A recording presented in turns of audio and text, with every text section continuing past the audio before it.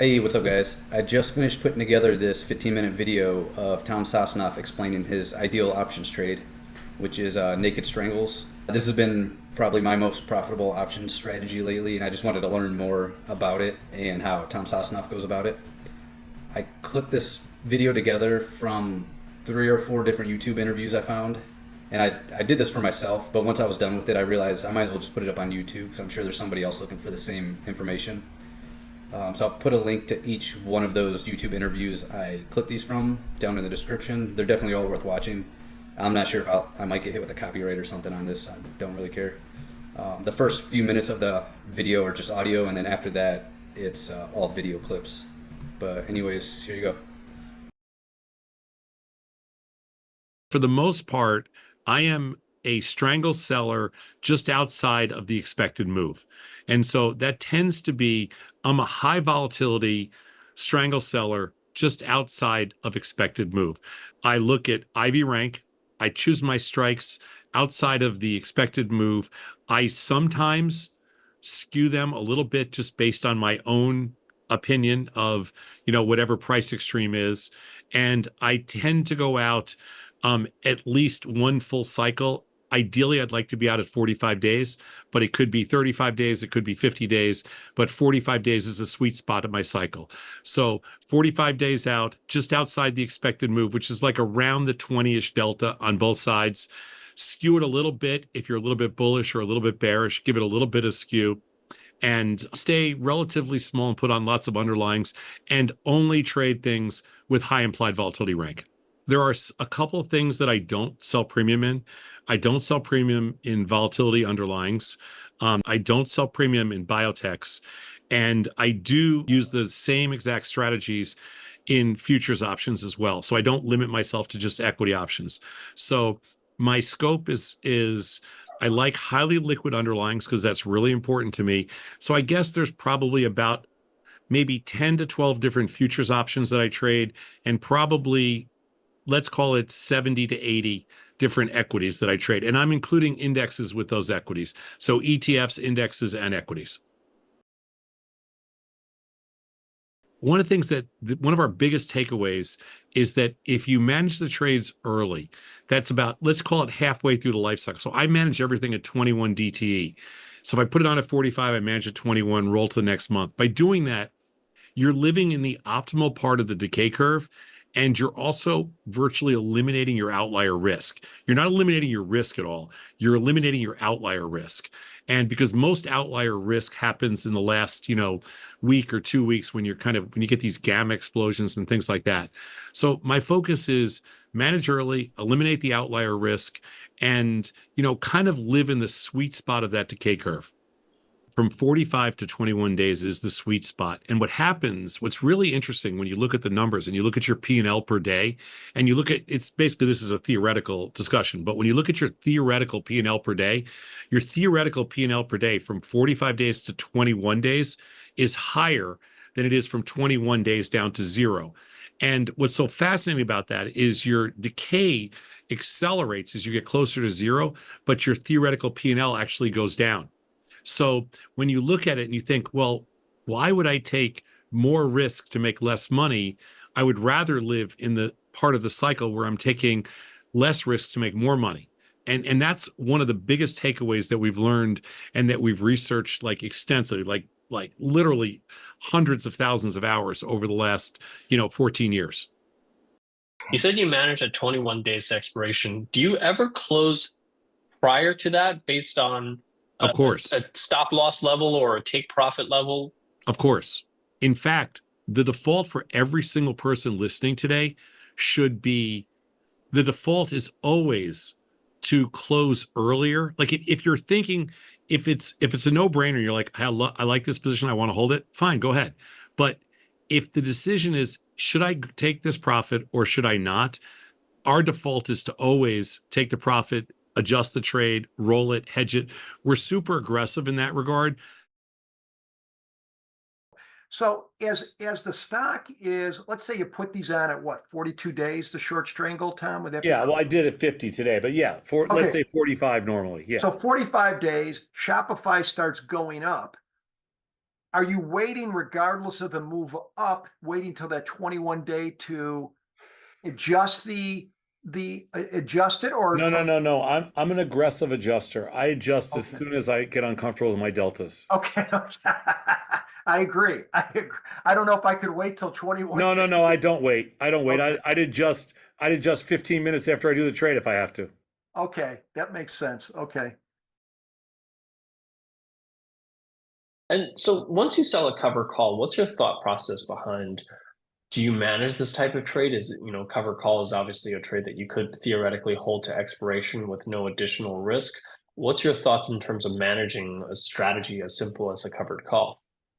Okay, so covered calls, I do manage covered calls trades, but here's how we manage them. Remember, this is a covered call is a bullish trade. So if the stock's going higher, you do absolutely nothing. Initially, we do absolutely nothing because it's a bullish position. You want the stock to go higher. You want the stock to blow through your call price. There's no upside. There's no number to the upside that's bad for you because the position's bullish no matter what. The only time we actively manage a covered call position without taking profits, for example, the only time we actively manage a covered call position is if the stock is going lower and moving against you. In that case, as the stock goes lower, we will buy. Let me take this off for a second. As the stock's going lower, I would buy back the 240 calls. For example, if the stock dropped $3 or $5, I'd buy back the 240 calls and sell the 235 calls. We would continue to roll down this call spread because we always want to be collecting kind of a reasonable amount of premium. Put a covered call on, stock goes higher, you either take profits or you roll to the next month. Put a covered call on, stock goes lower, you roll your short call down a strike or so, and you always keep your premium level in there and keep the same original position on. That's how we treat it. When it comes to, we talked about selling on the upside of puts if it's going the way that you want it to, but what if it goes against you? Does research show that there's a point where you should say, this trade has gone against me, it's not coming back, I should just cut my losses? When you sell something, let's say, we'll go back to your example originally. Let's say you sell a put and you sell it with an 80% probability of success. So that means you're selling a 20 delta put. Our research suggests that if that put goes to, let's say, 40 deltas, it doubles in delta. So you have a losing trade on right now. That at that point, you should do something. So there's a couple of choices of what you can do. The first thing you can do is, because you're short a put, you can sell a call against it for no additional capital. You're already short a put. So you can turn around and sell an out of the money call. Let's say you're short a 40 delta put in the example I took your example of originally selling a 20 delta put. It becomes a 40 delta put. Now you're down money. So what can you do?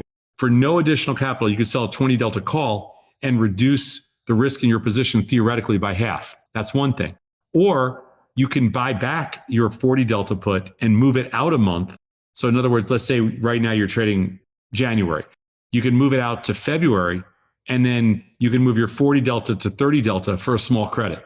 That's your second choice. Third choice would be to reduce your size. And then the fourth choice, obviously, is you can cover the position or buy another option against it. But that would be our last choice. Is there one of those three things that's most optimal? Optimal is selling the call. And how does that work tactically? Could you give us an example? It could be a fake stock, but give us some numbers of a stock. So take a stock like XYZ, and let's say you sold a put for $1, okay? Just like you said. Now, all of a sudden, the stock started to go down, so you're wrong. And the put that you sold for $1 is $2.